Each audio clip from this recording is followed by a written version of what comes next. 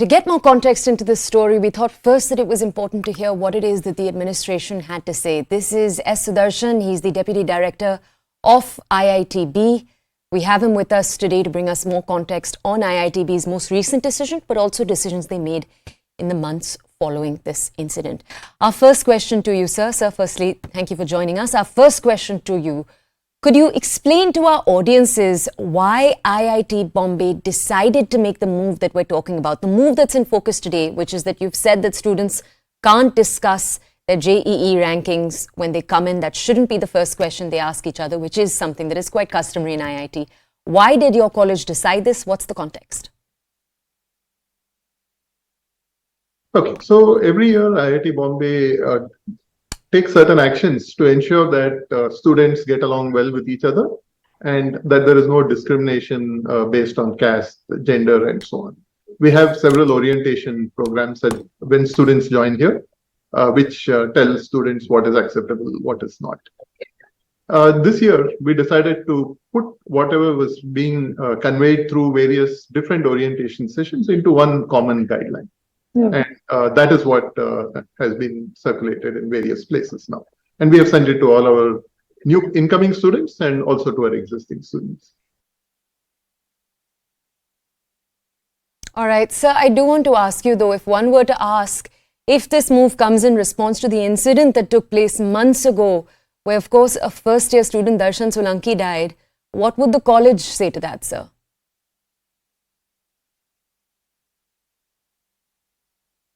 Okay, obviously, that's a very unfortunate incident. We have been taking various steps, even before the incident, to avoid these kind of things happening, including the issues of caste and so on. There has been work, but obviously, we are doing more of it this year. And we hope such things will not happen in the future.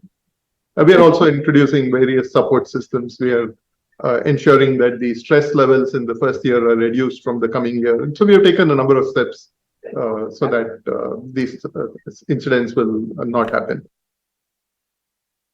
All right. So the incident you talked about, the incident that we're talking about, this is something that the entire nation has talked about. I do want to ask you, sir, you've said earlier also, and IIT also has said that they are introducing a set of measures. One, for example, is the increasing of caste sensitization across the entire campus. But, sir, this is something that's also been written about in media outlets. I want to ask you, though, sir, the sentiment that we get when we speak to student groups on the ground is that the college is still not doing enough, that having a course sensitization for caste sensitivity, this just isn't enough. So, to that, what would be the IITB's administrative response?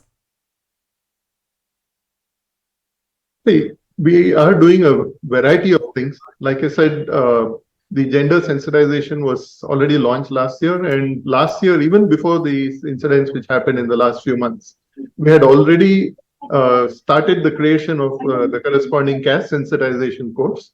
So the administration is taking a number of proactive steps. It's not just reactive because of recent events, but it has been proactive, and we will continue to do it. We are, of course, part of a larger society. We have to educate our students when they come in, and also those who are already here, so that they learn, what kind of things can cause hurt or harm, and are educated to avoid such behavior.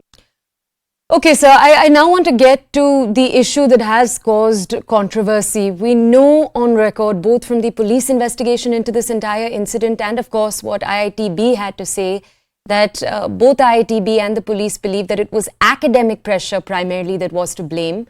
But if you look at the accounts of student after student who come from backgrounds like Darshan Solanki, they all say that academic pressure is very hard to separate from the issue of caste. For example, when you're on the campus and so many of the classes are happening in English and you come from a background that hasn't equipped you to handle that, that can be very tricky.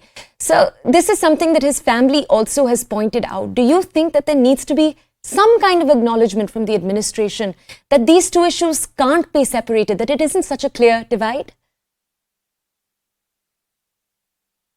To answer the first part of your question, as you said, some of these issues may be because some of the students are not very familiar with English. So we have for many years been conducting extra classes in English for all those students who do it. In fact, the very first day or two that they land up here, there is a small test in English. And for those who clearly need help, they have been given support to learn about English. But those have been primarily in addition to the academic course load. This year, we have changed it for the new incoming batch.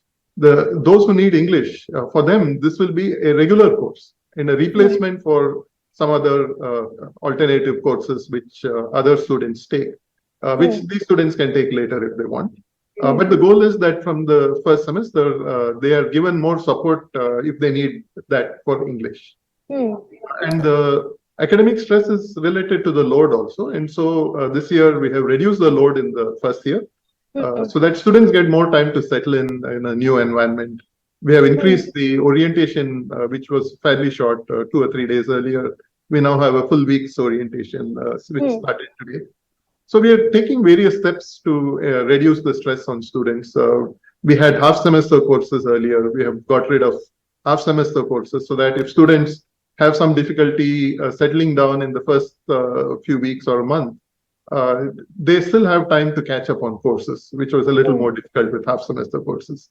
So we have taken a number of steps to reduce the stress. This is, of course, based on various feedbacks we have got from students. Okay. So there's one data set which says that 90% of IIT Roorkee's dropouts are members of backward castes like SC, ST and OBC groups.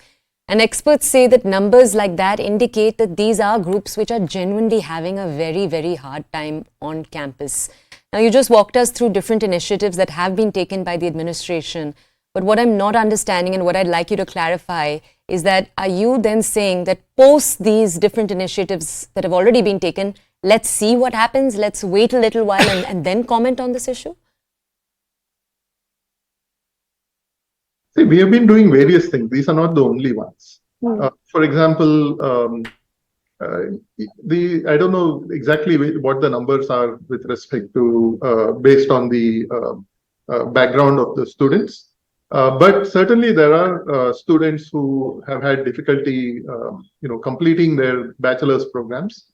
So again, about a year back, we introduced an option of a 3-year degree for those who do not want to continue with the 4-year degree. And in particular, let's say they are in a branch which they are not very comfortable with. They can get a degree which is called BSc 3-year in engineering. Which is with a broader engineering background, not just branch specific. If they want to continue with their branch, but they do not want to finish the full year program, 4-year program, because perhaps they're having academic difficulties, they can do a smaller number of courses and get, let's say, a BSc 3-year in electrical engineering or in computer science. So when these students go out, they get a proper degree, they can get placements and so on. So this is one of the other steps we took about a year back. All right, so I want to push back though on one thing slightly. I do want to touch on this question again. In many of the articles written by experts post this actual incident taking place a few months ago, one of the things experts seem to agree on again and again that it was important for IITB to acknowledge that these two issues are not issues that are different from each other, that they are in fact interrelated. And to say that it was not his caste or in any student's case, not their caste, just the hardship they're having in their education, that is too much of a blanket statement. That's the criticism, sir, that's come in from a number of experts. To that, sir, what is your thought? See, obviously, caste might have played a role, but it is hard for us to know what happens in individual case. So I cannot comment on any individual case. Now, there are obviously students who are affected by this, but what is the number and so on is not something which it's easy to pin down in this case. But what we can do as an administration is to ensure that these kind of discrimination, which sometimes, it is not meant to happen that way, but it can feel that way. Sometimes it may be intentional. Whatever it is, we want to make sure it does not happen. So part of what we have been doing for many years, and we will this year we have made it a little more formal. We've told them in more explicit words rather than just in the orientation that these are guidelines you have to follow. And if you don't follow it, we have had always a system where if such things happen, students are punished, just like ragging.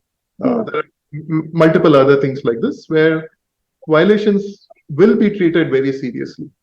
And so we have been doing it, and we are strengthening it so that the campus is much more inclusive for all our students, especially those from communities who feel who have been discriminated against in the past.